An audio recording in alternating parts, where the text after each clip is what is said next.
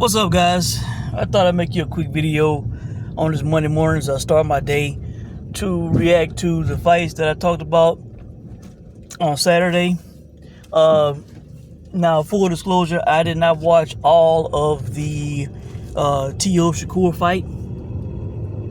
I saw some of the first round, and I think I saw rounds 8 through 12. It definitely appeared to be a one-sided beatdown. Shakur made the odds makers look right and giving T.O. plus 800 on the knockout. From what I did see in that fight, again, these guys get in there, man, with these chess players and they want to play chess, and T.O. can box, he's a good boxer, but with a guy like Shakur, man, you can't let a guy like that think, man. You got to jump on it. You got to be all on top of him. If you get hit, hurt, stopped, knocked out, whatever, dropped, that just happens, all right? But you got to be all over these guys, man. Don't give them time to think. So congrats to Shakur on what definitely appeared to be a one-sided fight.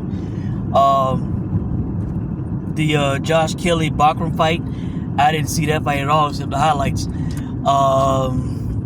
Some people thought that Bakhram still won. Or that he won despite being knocked down, because he knocked Josh Kelly down.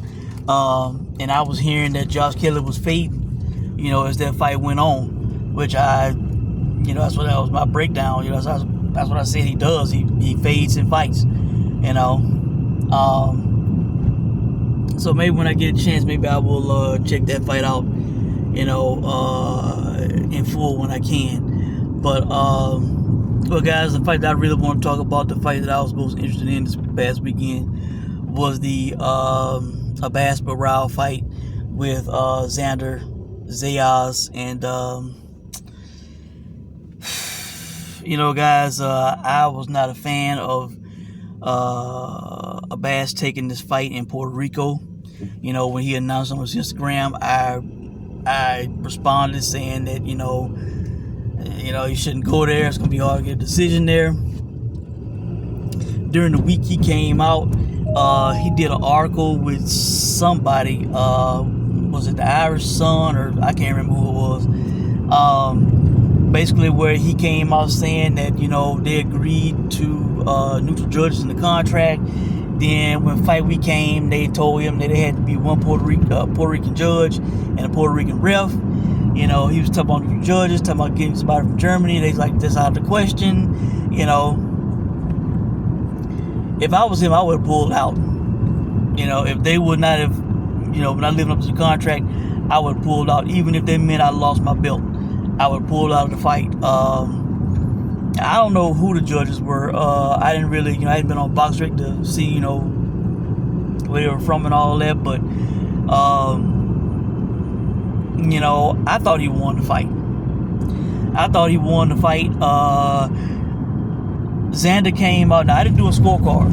All right, because I was actually out watching on my phone. I didn't do a scorecard. But before the fight started, Xander was in the ring hopping from side to side, jumping around. I'm like, I know he excited, probably got nervous energy, but this can't be good for stamina for his legs, all right, for the long run of the fight. First 2 rounds, he comes out, big ball of energy, throwing a lot of punches, very active in the first 2 rounds.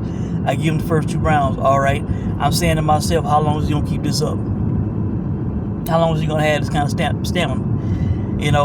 And sure enough, 3rd round, he starts to dip, all right. And I'm thinking to myself, Abass going to let this guy kind of punt himself out, then take over the fight, all right. Now, Abass, very good defensively, very hard to hit, all right. In my opinion, Xander was having problems hitting him throughout the fight. All right. Now, Abass was having difficulty finding Xander because all he did was run the whole fight. He ran and he clinched. He was on the back foot, circling around, was hardly ever in the pocket, hardly ever engaging. He had one moment in, I think, the 8th or 9th round, one of the later rounds, where he was throwing a lot of punches like Evander Holyfield against George Foreman. Top Rank was quick to put it up for the highlights, like he did so great in the fight. All right. To me, that was really the only significant moment he had in the fight. The rest of the time, he was just moving away from the fight. All right. In my opinion, one guy came to win, and one guy came to win and fight. The other guy came to survive because he knew he would get a hometown decision. All right, that's the way I saw that fight. And to my surprise, Abass got a split decision. He got one scorecard in his favor, 116-112. I'm surprised he got that in Puerto Rico. But whoever saw that fight, saw it that way, they saw it the way I did, man. He was the one engaged coming forward. Xander was the one who was moving away, trying to coast to a decision. All right. That's the way I saw that fight, guys. Abass after the fight saying that, he felt that he didn't do enough, that he felt that Xander won fair and square. I think he was just being classy. He didn't want to come off as a sore loser. You in Puerto Rico, they were actually giving the guy, a standing ovation. They were applauding the guy. If he was to say the opposite of what he said, he would have got booed out the building. They would start booing him, and it would not have gone over well. All right, and for safety reasons, he probably did the right thing.